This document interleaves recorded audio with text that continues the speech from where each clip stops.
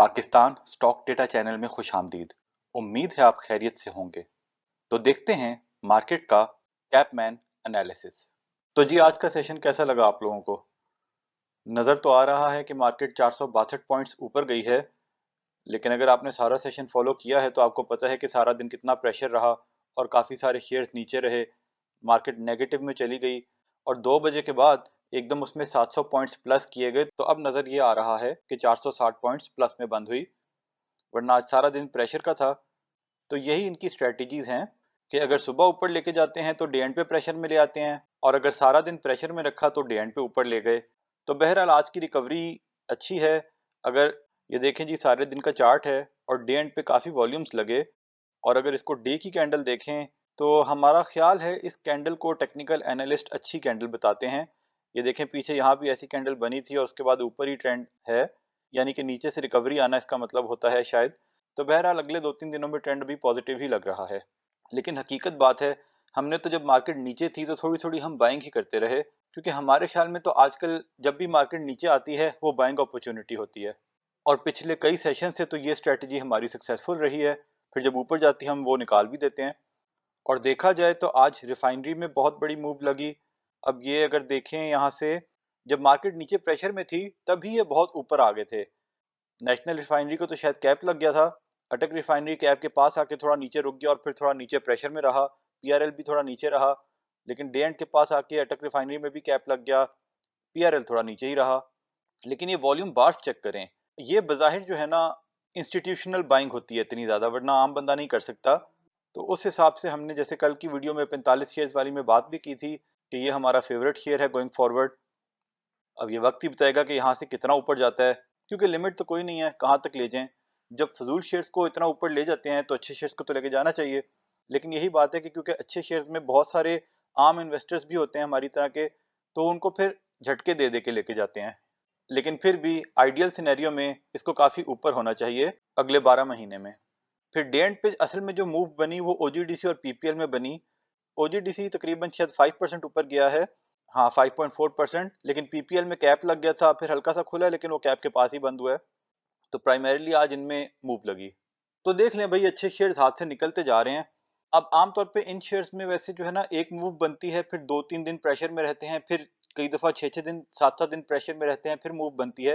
लेकिन कोई पता नहीं, उनका मूड हो तो इकट्ठी मूव भी बना सकते हैं। बहरहाल अपना अपना फैसला आप सब खुद कर लें। अच्छा जी, कल एक हमसे वो लिखने में गलती हो गई।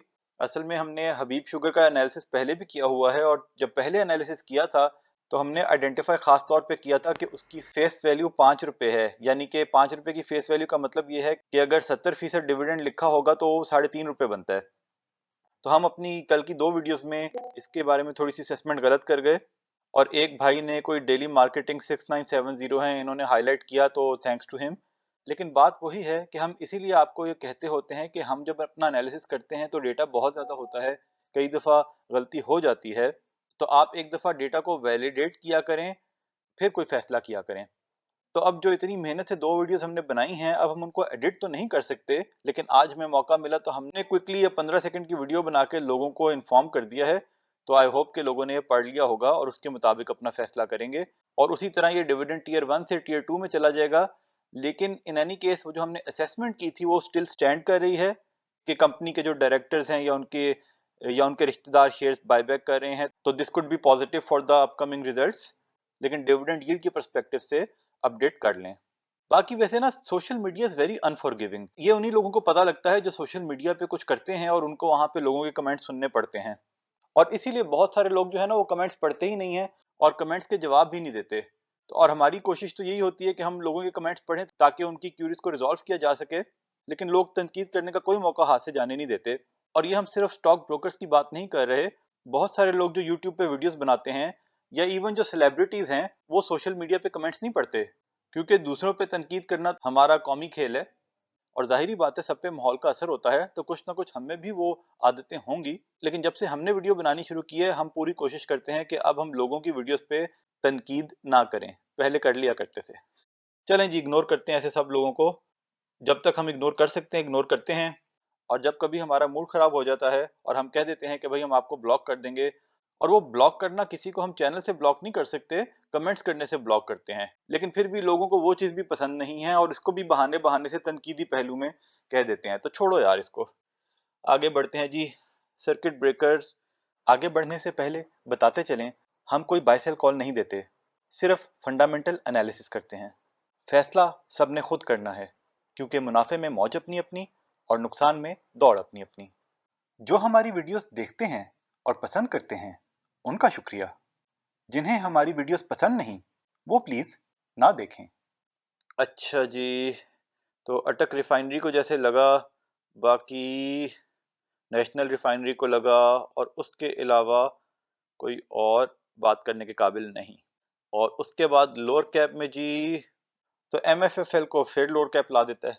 तो भाइयों, यही दर्दमंदाना मशवरा है कि ऐसे शेयर्स से काइंडली दूर रहा करें। अब आज बहुत से शेयर्स काफी नीचे गए, तो ये भी हो सकता है कि कई लोगों के पोर्टफोलियो आज इतने ऊपर ना गए हों या नीचे आ गए हों। खसूसन सीमेंट में आज मंदी रही, और बाकी हमने ठीक से देखा नहीं। जब रिफाइनरी ऊपर अपर कैप गया था और मार्केट नीचे थी, इसका मतलब है बहुत सारे जगहों से पॉइंट्स निकले भी होंगे। तो पता नहीं कहाँ कहाँ से निकले हैं। लेकिन यार, आज हमारा दिन तो हमें समझ नहीं आई क्या हुआ है। मतलब हकीकत बताएं यार, हम बयान नहीं कर पा रहे। मतलब डे एंड पे आके OGDC और PPL को अपर कैप लगा तो मार्केट एकदम इतनी ऊपर उनकी वजह से गई, और कुछ PSU SNGP में भी तेजी थी, वही सर्कुलर डेट वाले। लेकिन उनमें हमने इस वक्त ज्यादा इन्वेस्ट नहीं किया हुआ। ऑल्दो OGDC को हमने हाईलाइट भी किया है, लेकिन अभी हमने उसको इतना बाय नहीं किया था इतना ज्यादा। लेकिन उनके ऊपर जाने से पहले ही हमारा जो पोर्टफोलियो था वो हमें समझ ही नहीं आई क्या हुआ यार। मतलब अगर आप हमें रोज फॉलो करते हैं तो आपको कुछ ना कुछ अंदाजा होगा कि हमारे पास कौन से शेयर्स थोड़े से ज्यादा तादाद में हैं और कौन से थोड़े मुनासिब में हैं। तो जनाब ये देखें, SHSML 5% अप। उसके बाद है जी LPL, ये 4.8% अप। ये और बात है, इसमें अपर कैप लगा, और उस टाइम पे अपर कैप के आसपास कहीं वो जब तेजी लगती है तो ब्रोकर्स को याद आता है कभी खरीद लें, और उस टाइम पे जिसने खरीदा डे एंड पे तो ये नीचे आ गया। बहरहाल हमने ज्यादा नहीं बेचे, अपने तमाम जो भी हैं 1-2 हज़ार ऊपर बेचे थे, और वो 1-2 हज़ार जब 30-40 पैसे नीचे आए तो खरीद लिए।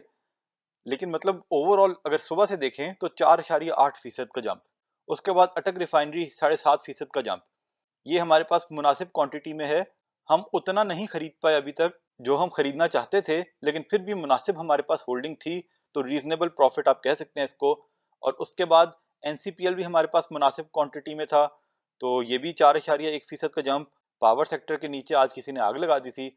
असल में वही बात है कि बड़े प्लेयर्स ने आज पावर सेक्टर को, रिफाइनरी ऑयल वगैरह को सिलेक्ट कर लिया था, वरना न्यूज तो कोई ऐसी नहीं थी कि इनमें खास कुछ हो। और NPL भी रीजनेबल नहीं, रीजनेबल से भी थोड़ी कम क्वांटिटी में है, लेकिन बस ठीक क्वांटिटी है इसकी भी, तो ये भी 5% ऊपर। तो मतलब हमें तो समझ ही नहीं आ रही कि आज हमारे साथ क्या हो गया है। मतलब इन अ पॉजिटिव वे। देखिए, मोमिन की यही पहचान है कि तकलीफ में सब्र और इनाम में शुक्र। तो अल्लाह का बहुत शुक्र है, पिछले 3 महीने में किसी एक दिन में शायद हमारा पोर्टफोलियो इतना इंक्रीज नहीं हुआ जितना आज हुआ है। तो अगेन अल्लाह का बहुत शुक्र है। और आज हम सेलिब्रेट करेंगे, आज हम फिश खाएंगे। वैसे फिश हमने आज पहली खानी थी, लेकिन अब उसको सेलिब्रेट करेंगे। लेकिन यार इतना मजा आया। देखिए, हम वही बात है कि अब हम बहुत ज्यादा बेचते नहीं हैं, क्योंकि हमें तो मार्केट का ऊपर ही जाती हुई नजर आ रही है, तो हम लॉन्ग टर्म में बहुत सारे शेयर्स लेके रखे हैं। कोई पता नहीं कल इनमें से कुछ शेयर्स नीचे आ जाएं, क्योंकि बड़े लोग शिफ्टिंग करते रहते हैं, तो कल हमारा पोर्टफोलियो कम हो जाए। लेकिन हमें आज की खुशी तो एंजॉय करनी चाहिए ना यार। तो एक मर्तबा फिर अल्लाह का बहुत शुक्र। और एक वीडियो चलाते हैं, और एक दफा पहले हमने ये चलाई थी, तो इस पे भी लोगों को पता नहीं क्या मसला हो गया था। लेकिन किसी को मसला है तो रहे यार, क्योंकि लोगों को तो मसला रहता है सारी जिंदगी। हमारा जो नॉवल है उसका तो टाइटल भी यही है, लोग क्या कहेंगे।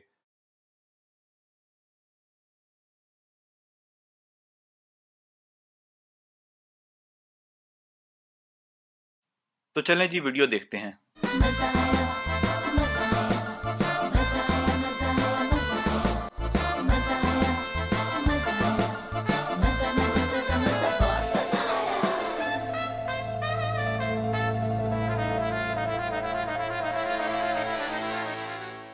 देखिए, हमने कल की वीडियो में कहा था कि आप लोगों को एक्सेल भी सीखना चाहिए और उसमें अपना रिकॉर्ड भी मेंटेन करना चाहिए, और कोशिश यही करें कि ना हमसे कोई एक्सेल शीट्स मांगें और ना ही हमसे एक्सेल की ट्रेनिंग अब आप हासिल करना शुरू कर दें।